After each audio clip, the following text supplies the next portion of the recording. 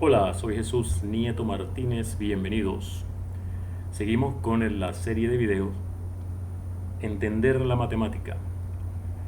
Vamos a hablar en este sobre sistemas de Peano. En el video anterior definimos par ordenado, lo cual nos permitió definir producto cartesiano de dos conjuntos. Eso lo usamos para definir funciones. Luego repasamos los conceptos de dominio, imagen inversa, rango y restricción de funciones. También repasamos los conceptos de inyectividad, sobreyectividad y biyectividad. Finalizamos con unos cuantos ejercicios, de los cuales quiero mencionar el siguiente. Dada una función del conjunto A en el conjunto B, si tienes otra función que va en el sentido opuesto del conjunto B en el conjunto A, de manera que la composición en este orden, primero aplicando F y luego G, da la identidad en el conjunto A, entonces la función F, la que aplicas primero, es inyectiva y la función G, la que aplicas después, es sobreyectiva. Este es uno de los ejercicios que te dejé en el video anterior y vamos a utilizarlo en algún momento de este video de hoy. El video se titula Sistemas de Peano, así que para eso vamos a mencionar antes una versión del axioma de infinitud, vamos a llamar la versión 2, que dice lo siguiente. El axioma de infinitud en su segunda versión dice: existe un conjunto X y una función definida sobre ese conjunto, una función S de X en X, que es inyectiva y que no es sobreyectiva. Eso es lo que dice esta versión del axioma de infinitud. Supongamos que este axioma es válido, entonces como la función S no es sobreyectiva, significa que hay al menos un elemento de X que no tiene preimagen por esa función. Vamos a llamar a ese elemento 0.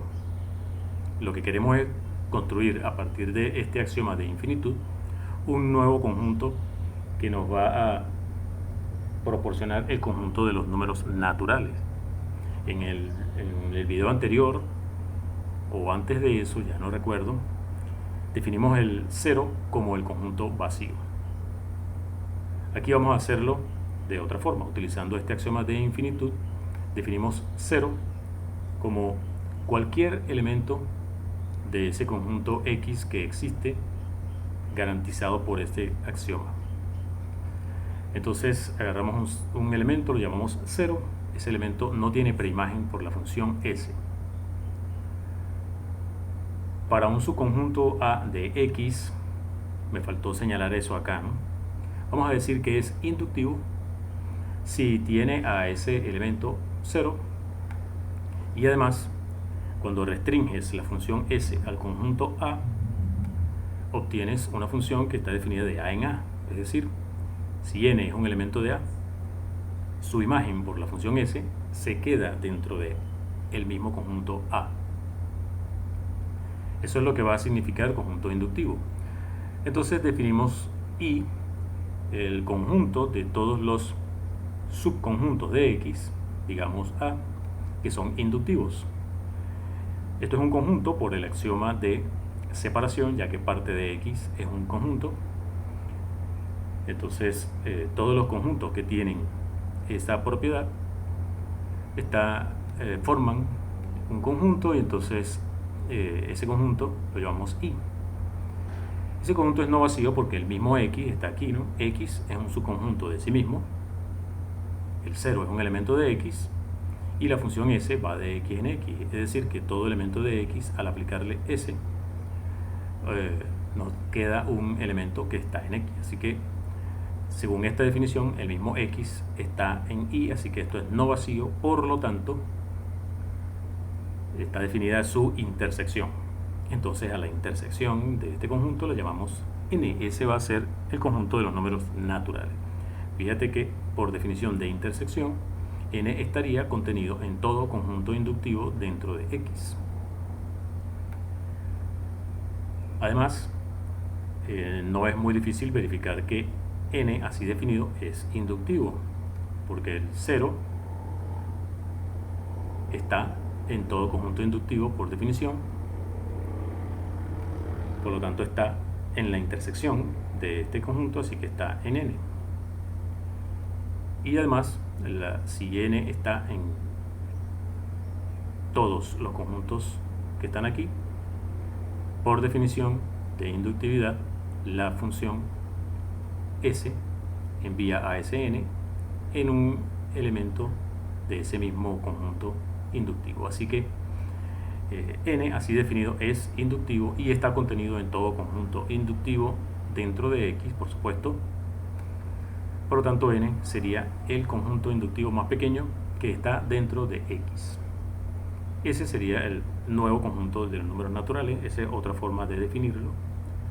Y una vez que tenemos 0 y que tenemos esa función s, ya puedes definir 1 como la imagen del 0 por esa función, 2 como la imagen del 1, 3 como la imagen del 2, etc.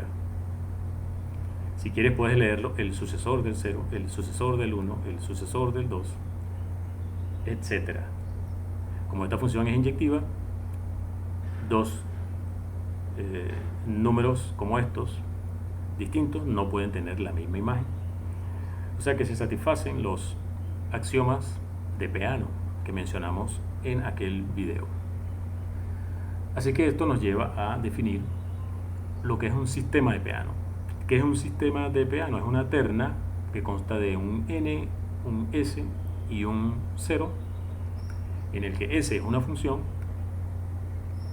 y se cumplen estas condiciones. 0 es un elemento de n, la función s envía los elementos de n en elementos de n, el 0 no es preimagen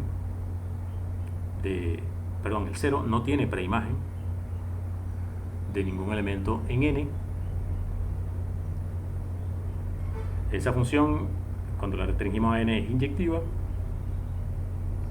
Y si A satisface la definición que vimos anteriormente de inductividad, es decir, que el 0 pertenezca a A, y si n pertenece a A, entonces su imagen por S también pertenece a A. Todo conjunto que satisfaga esto y esté dentro de n resulta ser el mismo n. Esto es lo que se conoce como el principio de inducción, del cual ya hemos hablado antes. Entonces una terna que satisfaga estas tres condiciones, una terna que satisfaga estas 5 condiciones es lo que se conoce como un sistema de Peano y es lo que funcionaría en cualquier teoría de conjuntos como un modelo de los números naturales. Esto hace el papel de la función sucesor. Esta es el 0, hace el papel del 0 de los números naturales, y así como tenemos acá este sistema, podemos definir el 1, el 2, etc. aplicando la función s iteradas veces. Uno de los aspectos más importantes de los sistemas de Peano es que satisfacen el teorema de recursión, es decir, un teorema que nos permite definir funciones recursivamente sobre los números naturales. Si tienes un sistema de Peano ns0 y tienes una función que va de un cierto conjunto A en sí mismo, para cada elemento que tú agarres en A, tú puedes,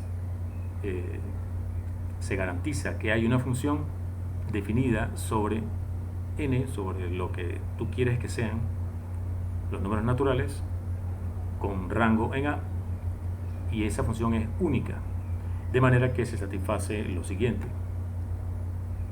Esa función en el 0 vale A, el elemento seleccionado, y suponiendo que ya sabes cuánto vale la función en n, para calcularla en el sucesor de n, simplemente aplicas la función g en el valor de la función en n. Eso quiere decir que la función f es recursiva. Ya sabes que en el 0 vale A y para el sucesor de un número n vale lo que te diga la función g aplicado a lo ya calculado en el mismo número n. Esto es recursividad. Antes de demostrar el teorema, vamos a mostrar un ejemplo. Supongamos que el conjunto A en cuestión es nuestro conjunto de números naturales, el conjunto inductivo más pequeño, como lo definimos en aquel video. Y vamos a definir G del número n como su sucesor. Recuerda que así escribimos el sucesor cuando estamos hablando de números naturales. Esto significa el sucesor de n. Si tú fijas un elemento en n, este viene siendo el papel de la a en el teorema de recursión de la a minúscula. Existe una función que va de n en n, este es el conjunto a mayúscula. Vamos a llamarla m+, que estamos llamando así a propósito para sugerirte lo que... Esta función satisface m+ de 0 da m. Esa es la primera condición dada en el teorema de recursión. Y m+, cuando lo aplica al sucesor de n, está dado por el valor de la función g en m de el número n, m+ de n. Y eso es, por definición de la función g, el sucesor de esto, es decir, m+ de n más 1. Fíjate lo que esto significa. ¿Qué es lo que estamos definiendo aquí? M+ de 0 es m.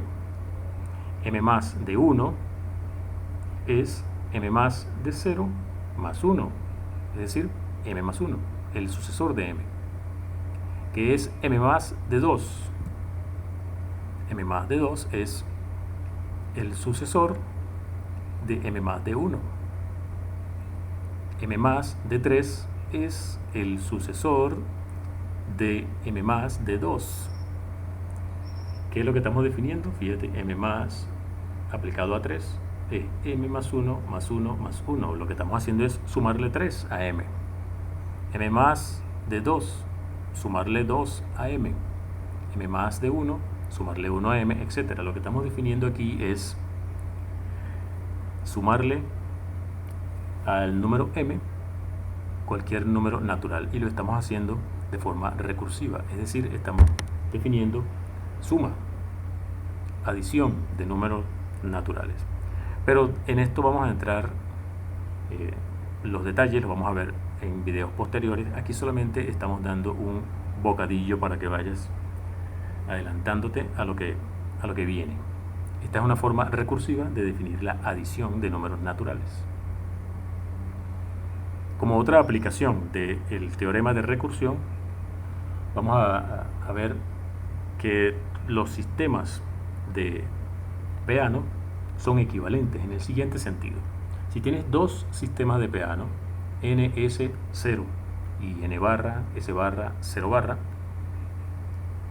entonces existe una función biyectiva entre los conjuntos n y n barra que respeta la estructura del sistema de Peano, en el sentido de que esa función manda al 0 de n en el 0 de n barra, y esa función calculada en el sucesor de n es lo mismo que el sucesor, pero en n barra, de la imagen de n por f. Una función que satisface esto ya está garantizado por el teorema de recursión. Solo habría que ver que esa función es biyectiva. Para hacer eso, fíjate que si aplicamos ahora el principio de recursión, pero en el otro sentido, es decir, al otro sistema de Peano, tenemos garantizada una función f barra que va de n barra en n y que satisface estas mismas condiciones, pero cambiándole lo que no tiene barra por lo que sí tiene barra, ¿no? Es decir, la función f barra manda al 0 de n barra en el 0 de n. La función f barra aplicado al sucesor de n barra lo manda al sucesor de la imagen de n barra por f barra. Es decir, esto es aplicado, el teorema de recursión aplicado a uno de los sistemas y este aplicado al otro. Entonces, teniendo esto en cuenta, vamos a ver que esta función es biyectiva, y aquí es donde vamos a utilizar el ejercicio que tú demostraste, el ejercicio que mencionamos al principio. Para ver que la función es biyectiva, vamos a ver que la composición da la identidad. Eso nos daría que f es inyectiva, según el ejercicio que ya hiciste. Y luego hacemos la composición en el otro sentido y veríamos que f es sobreyectiva, estaríamos listos. Entonces hay que ver que la compuesta da la identidad en n. Vamos a hacerlo por inducción. F barra de f de 0 es, por lo visto anteriormente, como f de 0 es 0 barra, nos queda f barra de 0 barra. Y nuevamente, por lo visto en la página anterior, f barra de 0 barra es 0. Es decir, f barra manda el 0 de n barra en el 0 de n. Ahora vamos a suponer nuestra hipótesis inductiva, que la composición al aplicarla a n nos da n. Lo calculamos en el sucesor, f barra de f del sucesor de n. Eso es, aplicando en la parte de adentro la condición vista en la página anterior, f del sucesor es el sucesor, ahora en n barra, de f de n. Y ahora aplicamos f barra del sucesor es el sucesor de f barra de esto. Ahora aquí aplicamos la hipótesis inductiva, f barra de f de n, según esto, da n. Así que aquí nos queda simplemente el sucesor de n. F barra de f del sucesor nos da el mismo sucesor, así que eso significa la identidad. Entonces f barra compuesta con f da la identidad de n, por lo tanto, gracias al ejercicio que ya hiciste, nos queda que f es inyectiva. Muy bien, una cuenta muy parecida a esta, pero haciéndolo en el otro orden, f compuesta con f barra, nos permite ver que f compuesta con f barra es la identidad, en este caso en n barra. Y así obtienes que la segunda función que se aplica, o sea la función f, es sobreyectiva. De manera que tenemos inyectividad, sobreyectividad, f es biyectiva. Así que esto nos permite ver que todos sistemas de Peano, dados dos sistemas de Peano, son lo mismo. Así que tú puedes tomar cualquier sistema de Peano y ese va a ser tu modelo de números naturales. Bien, en el siguiente video vamos a demostrar el teorema de recursión. Vamos a dejarlo para ese siguiente video porque la demostración hay que hacerla con cuidado porque tiene ciertos detalles. Así que eso es todo por este video. Soy Jesús Nieto Martínez. Hasta el próximo.